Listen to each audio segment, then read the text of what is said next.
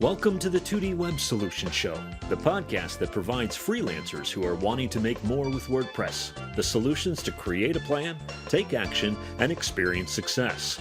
And now, here are Arelthia, Phillips, and Carron with their next 2D Web Solutions episode. Thank you for being here for episode 18. Hi, Arelthia. I'm so glad to be back with everybody. And today's topic is how to develop your solution. So far in our entire solution process, we have surveyed all of our friends and relatives and anybody we come in contact with to find out what kind of problems they had. We have identified some of the problems. We've brainstormed solutions for the problems. We've matched some of our problems to solutions, and we decided which solution we wanted to develop. So today, we are finally in the final phase of our solution process, and we get to go through the whole thing, and it leads us up to having our service or product that we'll be able to offer our clients at the end of the day. Okay, so great. And I know everybody's question is, okay, so how do I decide what to charge for this service or solution? So we'll get to that eventually, but you have to stay with us, do the whole thing. I'm going to start with Kerry. The first question I have for you is, what does your customer's onboarding look like for your solution? What does the customer have to do to get started with it? Well, there's a lot of different things that you have to consider when you're going through this process.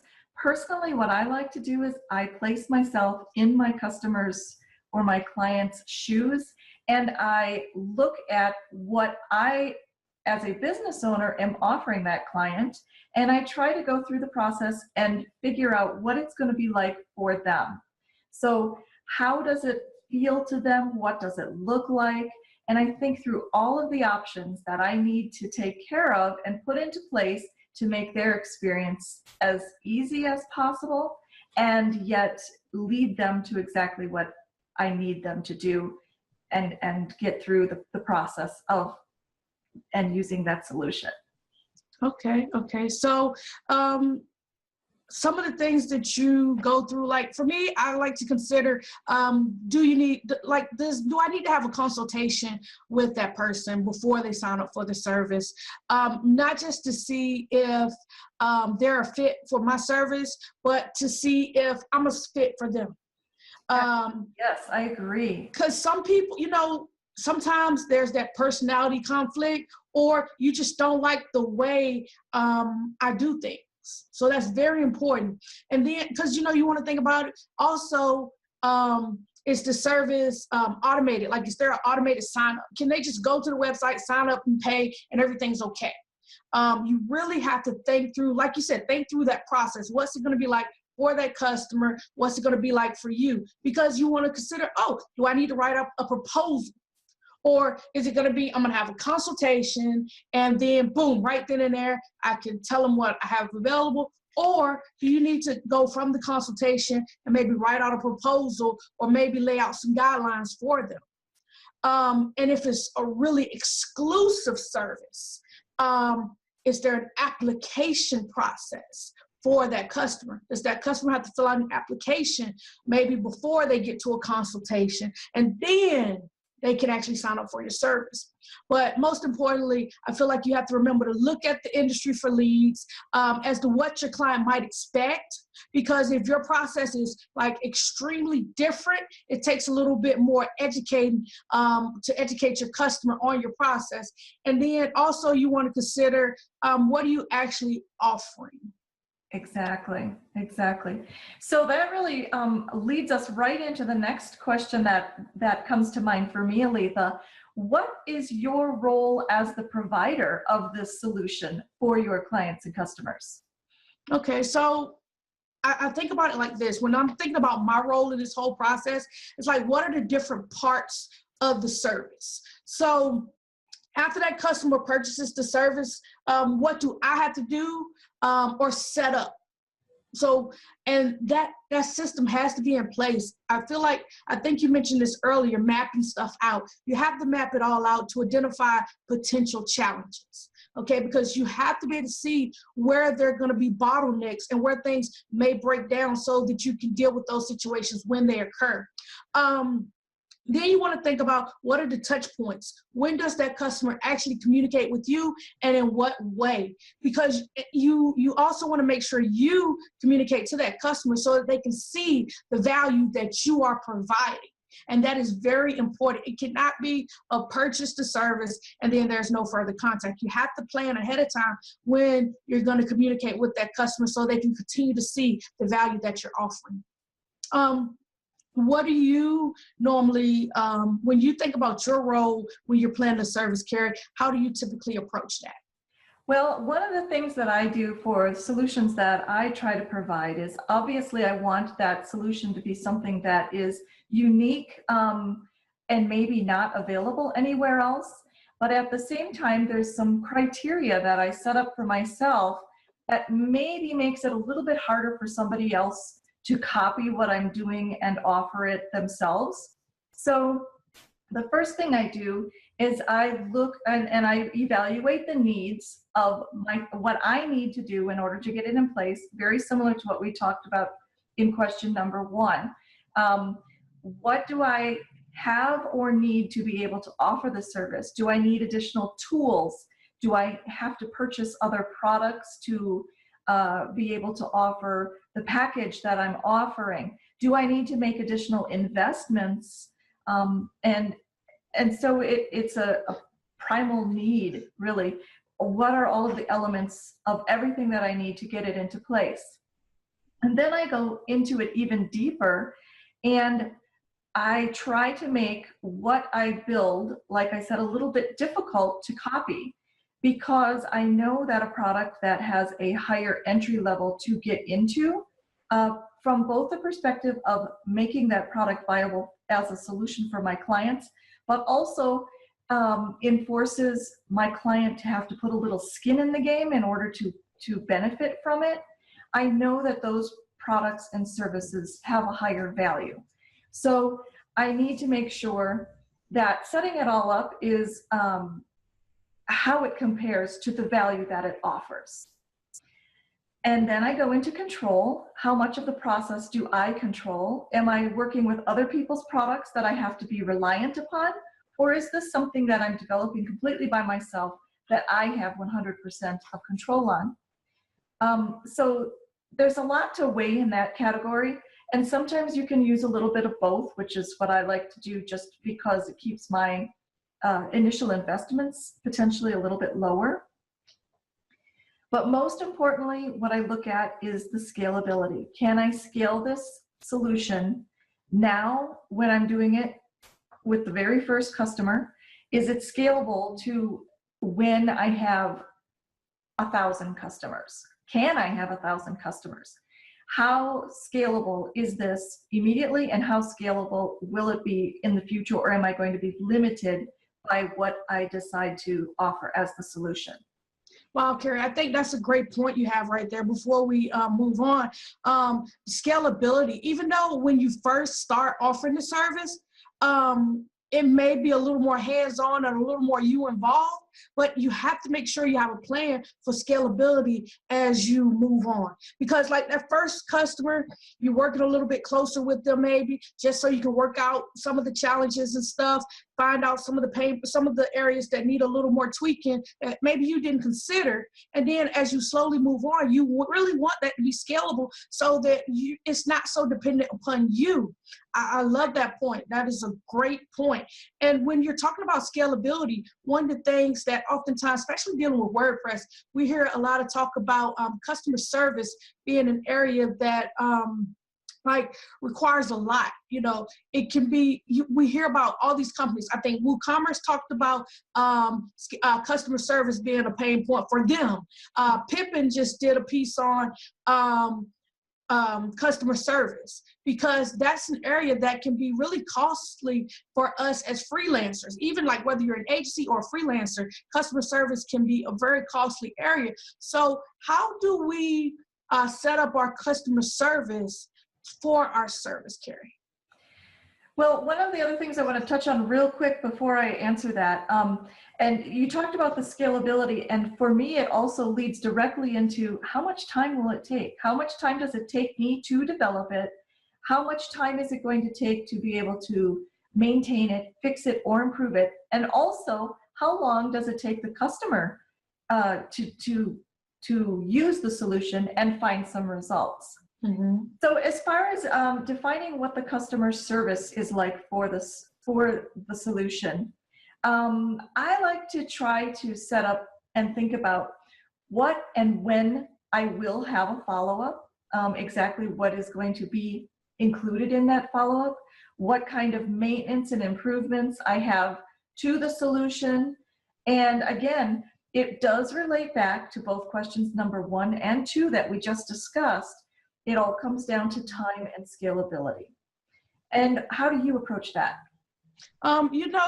Customer service, like, I tend to try to keep my customer service to a point where it's not dependent upon me at that right moment. I try to have it so that my customers can either find the answers to the questions that they have that other people have already asked, or where there's a system in place where they can submit those questions and they get that response. Now, we both know, because we've had discussion after discussion about the importance of customer service and that response time. Depending on the type of service it is, an hour response time, depending on the problem, may be too long.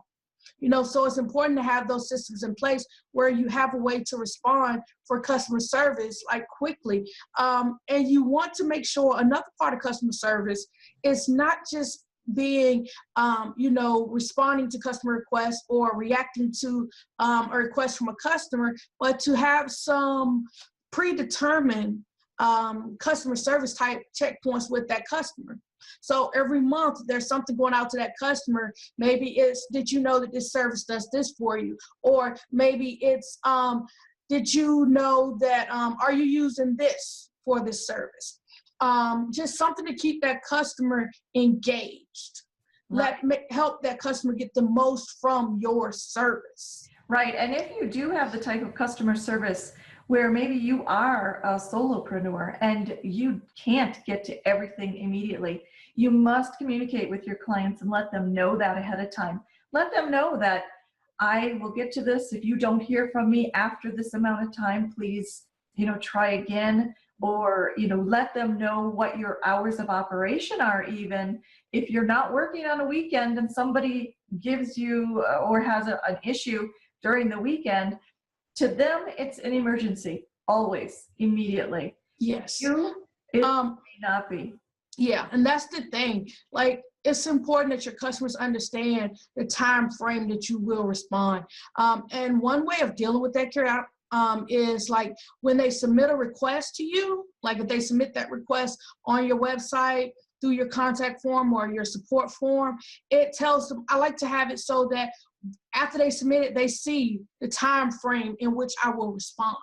Right. And you really have to be, in order to be able to contact me in a different way, you have to be one of my higher tier customers. Right. Higher tier customers get more access. Absolutely. Okay? So let me ask you this, Arelthia. Now that you have a basic working solution and you're ready to take it and ready to launch, how do you market your solution? When it comes to marketing my solution, I like to think of, first of all, my website is my central hub. Okay, everything branches out from the website because I want it to come back into the website. But the website is the central hub, and then it's surrounded by social media and other third-party platforms, like, for example, YouTube, maybe a YouTube video, Tumblr, but definitely everything's connected in somewhat of a circle for the most part. Constantly going out. When it comes to marketing, content marketing is great. Social media, whether it's really like I found a lot of success, Kerry, with Tumblr and videos, that type of stuff. really just syndicating my content out to all those different locations. What about you, Kerry? Yep, I agree. There's a lot of different models out there, but I think the bottom line is they do all relate to one another or are similar in some way, shape, or form.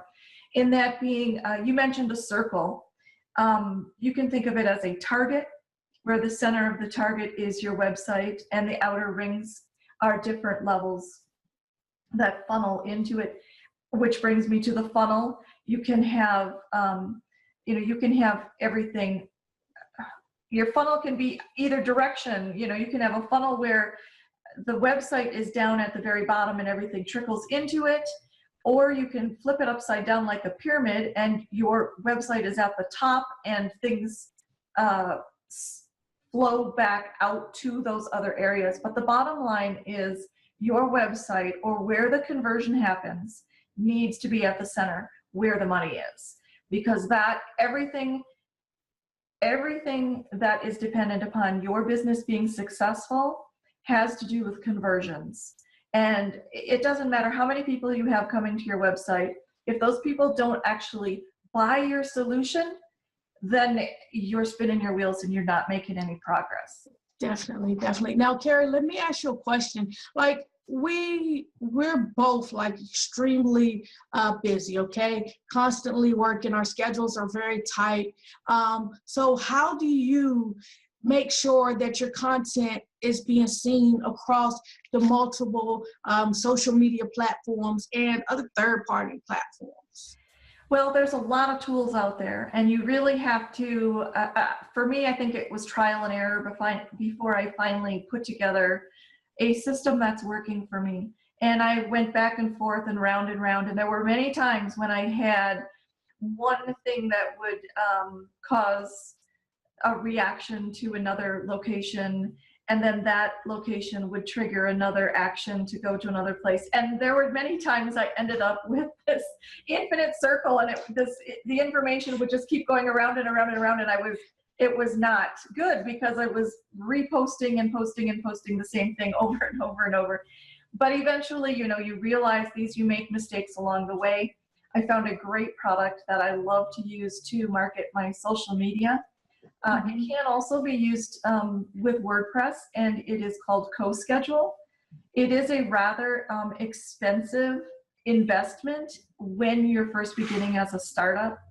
But when you start becoming really serious about getting content out there and you realize how important getting content out there is in your marketing, you end up finding a way to make sure that your business has the income coming in that you need to pay for those types of tools. So don't let high-priced items scare you. Keep them in the back of your mind and look for ways to make that fit into your business, even if you're bootstrapping your business. Okay, that's a great point, Kerry. And one of the times when you need to really consider the services that you want to purchase to run your business is you need to consider the price that you charge for your service solution. So I guess we'll just go right into the big question, the question everybody wants to know the answer to. How do you determine the price for your services? Yeah, that's a tough one. And there's, of course, so many different ways to come up with that answer. There's a word I was looking for and it totally slipped my mind. But, you have to think about, is your service a recurring service or is it a non-recurring service, a one-time type of thing?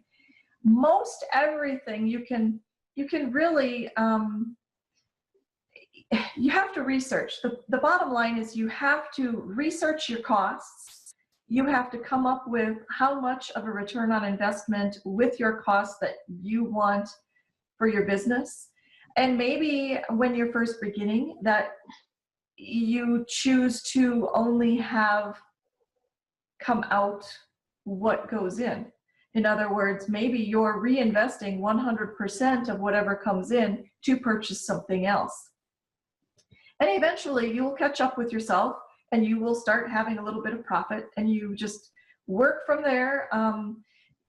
again, you just find that acceptable profit based on how many clients you might need to completely recover your costs. And it can vary from service to service. Why don't you tell me a little bit about some of the stuff you do, Arelthia? Well, I totally like the research part. You cannot research enough. Now, I'm not saying keep researching and never actually put your service out there, but research, like Kerry said, research your costs, but also research market rates, because you don't want to be charging less than the market, okay? You want the value of the service that you provide. That should really be a big factor in the price that you charge for your service. You want your customers to see it as an investment. One of the things that, I think is a big thing, and I know, Kerry, you do the same thing, is I always over-deliver. And I try to make sure that my customers see the value that they're receiving from the service.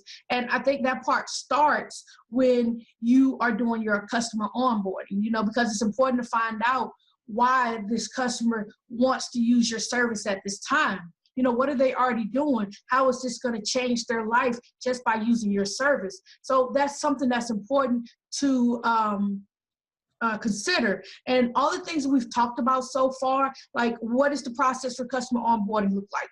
Are you going to be involved in that process, or are you disconnected from it? I like to say that anytime that I'm directly involved with customer onboarding, that price is going to be at a higher price point than if it's an automated sign up. Also, you want to consider well, let me touch on that just a second. Okay.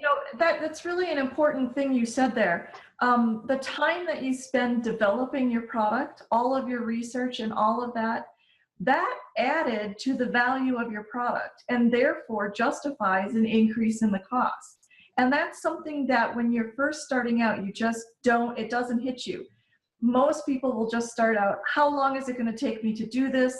And I want to make, $30 an hour, which seems like a lot for somebody who isn't in the business. But when you think about all of the steps that you have to do to get to that process, you realize that what you are offering has a much higher value, and you cannot undersell it, because you will burn out. You will start feeling like you've been taken advantage of. So yeah. Sorry to interrupt. I totally agree, Kerry, and especially as your skill level improves, and if you're charging based on the hour, you're going to start feeling, like Kerry said, taken advantage of, because if you're better at what you do, it takes you less time to do it. That does not mean that you should charge less, and so definitely consider that. Consider the value you're offering, the skill level that you're at, and most importantly, how much support do you need to provide? Because that right there, when it comes to offering services, especially recurring services, support can be very expensive. Expensive in the fact that it takes up a lot of your time, especially if you're a freelancer and it's just you. It takes up a lot of your time. Now, if you have a team where you can reach out to, hey, Kerry, can you take a look at this for me? Or this item came in. If you have someone else to help with support, that person still needs to get paid. Don't, just like you expect your customers to pay you, your workers, the people that work for you, your support team, they expect to get paid.